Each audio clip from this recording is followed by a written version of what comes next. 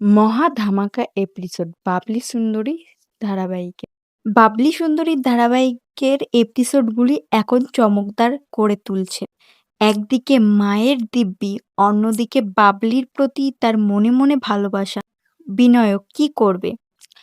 অবশেষে সেই চমকদার এপিসোড চলে এসেছে, যেখানে দেখতে পাবে গল্পের শুরুতেই বিনায়কের মা ডিভোর্স পেপার ছুঁড়ে মারে এবং বিনায়ককে জোরাজুরি করে যে, "বিনু, তুই এই পেপারে সই করে দে। আমার দিব্যি, যদি না সই করিস আমি কিন্তু মরে যাব।"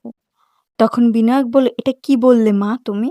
বাবলি মনে মনে বলছে, "বিনায়কবাবু, আপনি সই করে দিন, আপনিও তো এটাই চান।"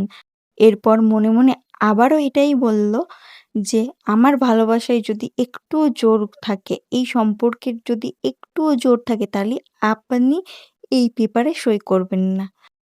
বাকিটা আমি দেখে নেব। মায়ের মন আস্তে আস্তে গলিয়ে নেব।" এটা সে মনে মনে ভাবতে থাকে।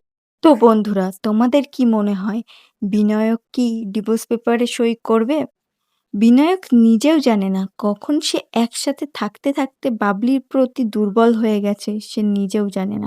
ডিভোর্স পেপারে সই করতে তার হাত কাঁপছে।